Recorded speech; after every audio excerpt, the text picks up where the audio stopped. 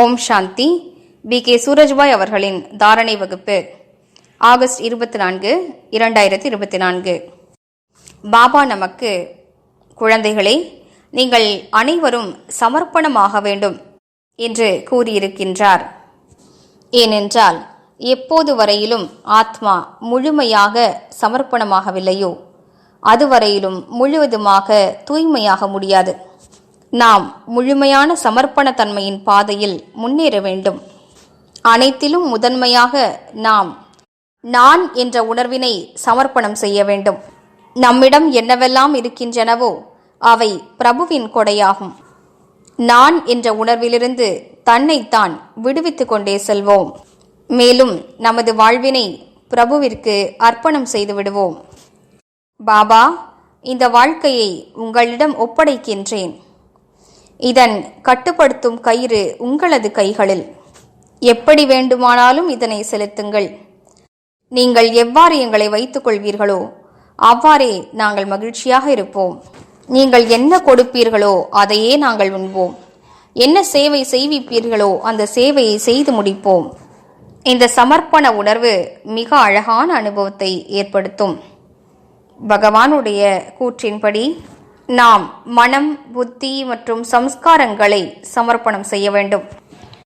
நமது புத்தியையும் சமர்ப்பணம் செய்ய வேண்டும். அனைவருக்கும் புத்தியில் ஏற்கனவே சில ஞானம் இருக்கிறது.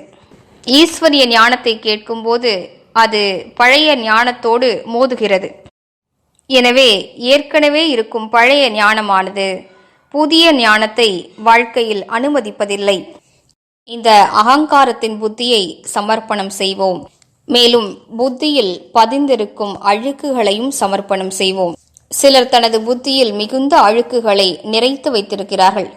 அவற்றையும் சமர்ப்பணம் செய்ய வேண்டும். அங்கே இங்கே நடக்கும் விஷயங்கள், தேவையில்லாத பலவிதமான விஷயங்களை பார்ப்பது, கேட்பது, இவற்றால் புத்தி அழுக்காகிறது. எனவே இதனையும் சமர்ப்பணம் செய்வோம். அந்த இடத்தில் தெய்வீக ஞானத்தை நிரப்பிக் கொள்வோமானால் புத்தி தெளிவாகிவிடும். வரங்களை தாரணை செய்வதற்கு தகுதி அடைந்துவிடும். எனவே புத்தியினை சமர்ப்பணம் செய்வது என்பது மிகுந்த முக்கியத்துவம் வாய்ந்ததாகும். இதை குறிப்பதற்காகவே பக்தி மார்க்கத்தில் சிலர் தனது தலையே வெட்டி வைத்து விட்டார்கள்.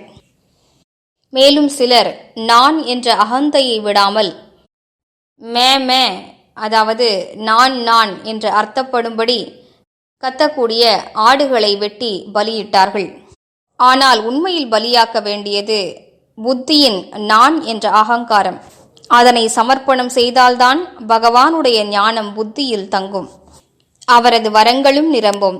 அவரது சக்திகள் தூய்மை தன்மை ஆகியவை நிரம்பும்.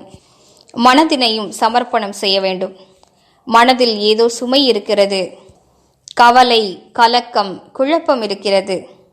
ஏதோ அழுத்தம் இருக்கிறது.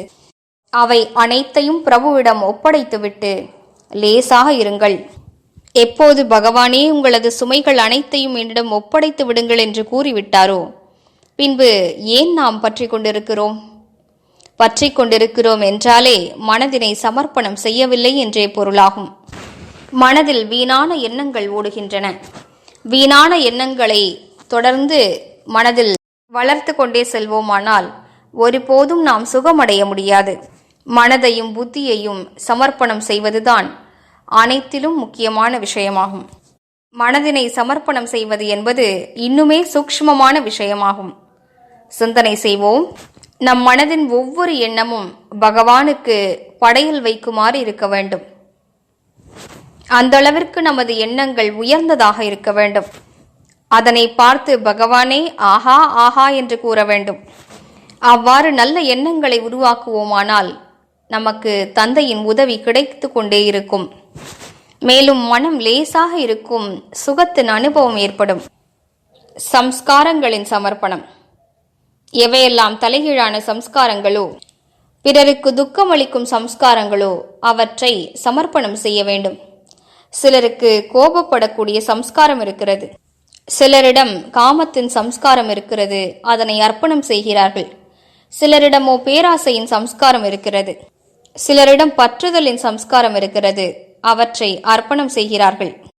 எனவே நமது சம்ஸ்காரங்களை அர்ப்பணம் செய்வோமானால் அதாவது அவற்றை விட்டு விடுவோமானால், அந்த விரதத்தை எடுத்துக்கொள்வோமானால் நமக்கு மிகுந்த சுகத்தின் சக்தியின் அனுபவம் ஏற்படும். முதலில் 21 நாட்கள் செய்ய வேண்டும். அப்போது அந்த பழக்கம் விடுபட்டு விடும். மேலும் பாபா நமக்கு புதிய சம்ஸ்காரங்களை வழங்குவார். நினைவில் கொள்வோம், நாம் பாபாவுக்கு அனைத்தையும் சமர்ப்பணம் செய்வோமானால் பாபா நமக்கு அனைத்தையும் சமர்ப்பணம் செய்வார். ஓம் சாந்தி. ஓம்